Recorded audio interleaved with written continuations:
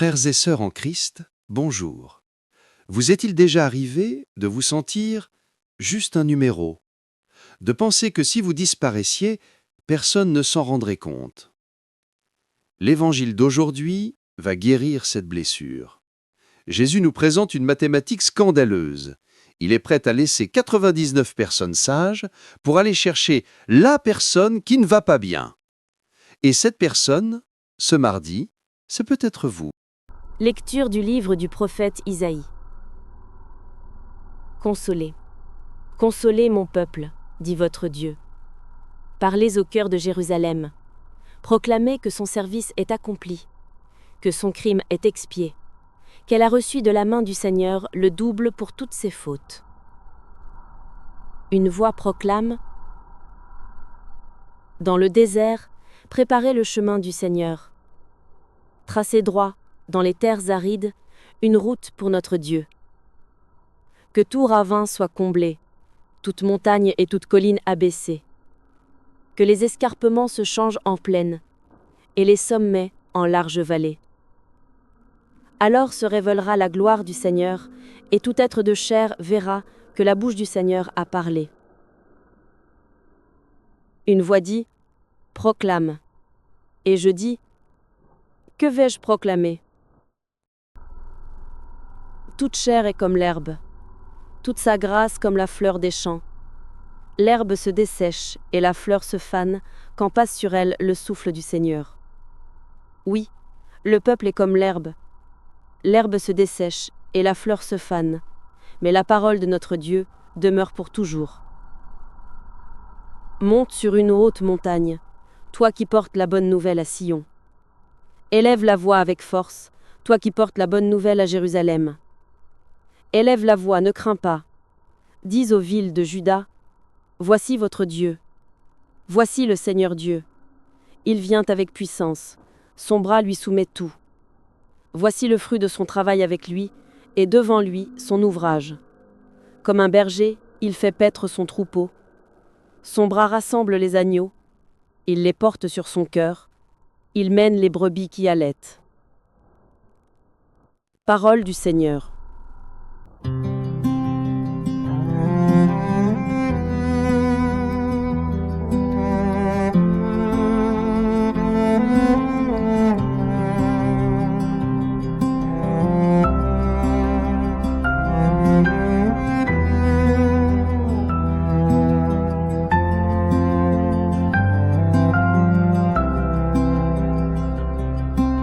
Chantez au Seigneur un chant nouveau, chantez au Seigneur, terre entière, chantez au Seigneur et bénissez son nom, chantez et bénissez son nom.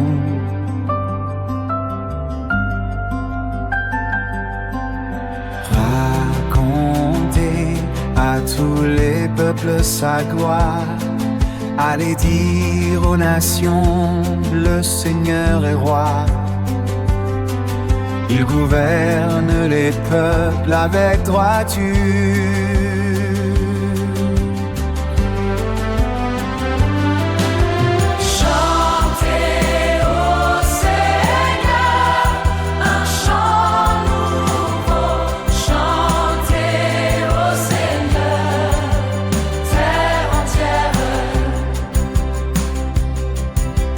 Joie au ciel, exulte la terre, les masses de la mer mugissent.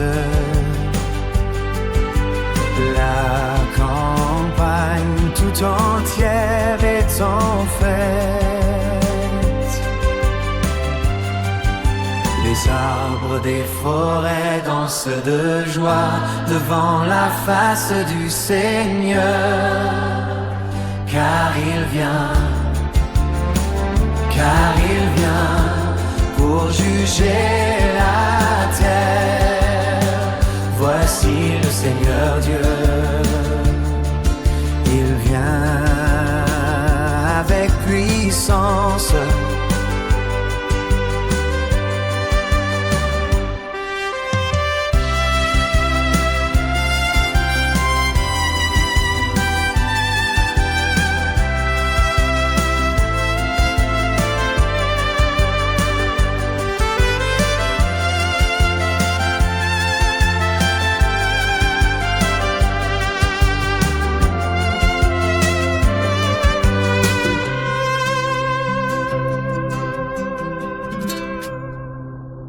Évangile de Jésus-Christ selon saint Matthieu.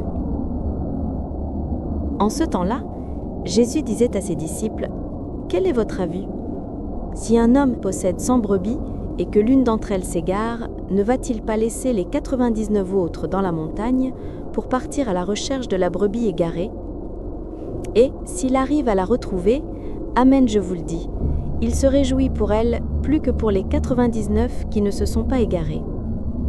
Ainsi, votre Père qui est aux cieux ne veut pas qu'un seul de ses petits soit perdu. » Parole du Seigneur. Bonjour et bienvenue. Très heureux de vous retrouver pour ce temps de méditation autour de la parole et de l'évangile du jour. Nous avançons dans ce beau temps de l'Avent. Nous sommes aujourd'hui le mardi de la 2e semaine. Plus précisément, le 9 décembre 2025. Alors, sans plus attendre, plongeons ensemble dans les lectures.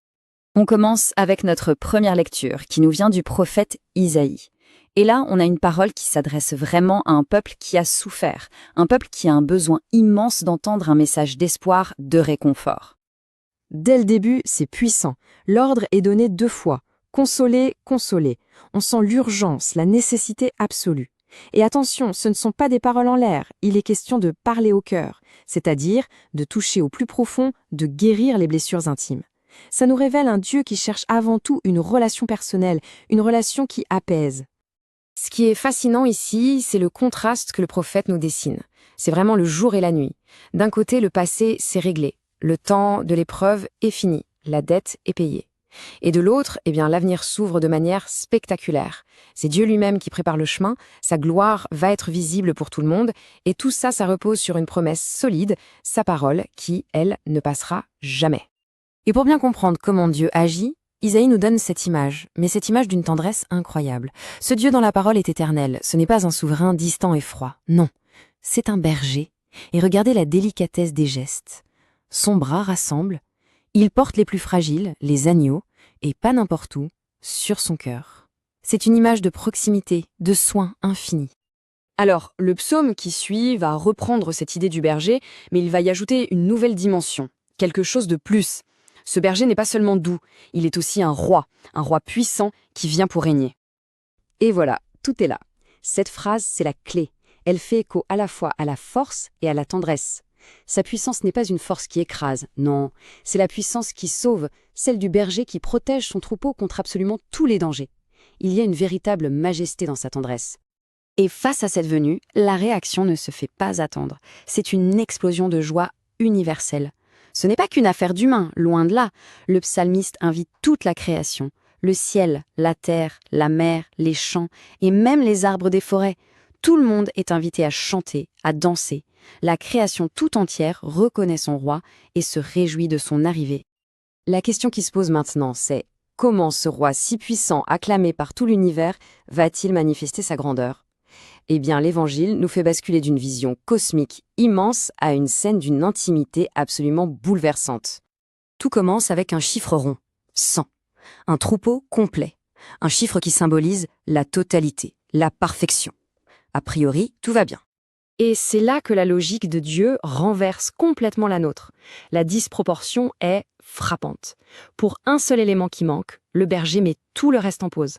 Il ne se dit pas « bon, 99 sur 100, c'est un excellent résultat, on continue ». Pas du tout. C'est la perte de cette seule brebis qui le met en mouvement. La sécurité du grand nombre ne pèse rien face à la détresse de l'individu. Et ça, c'est le cœur de la parabole. La joie du berger n'est pas juste une petite satisfaction, non, c'est une joie immense, débordante, plus grande pour celle qui est retrouvée.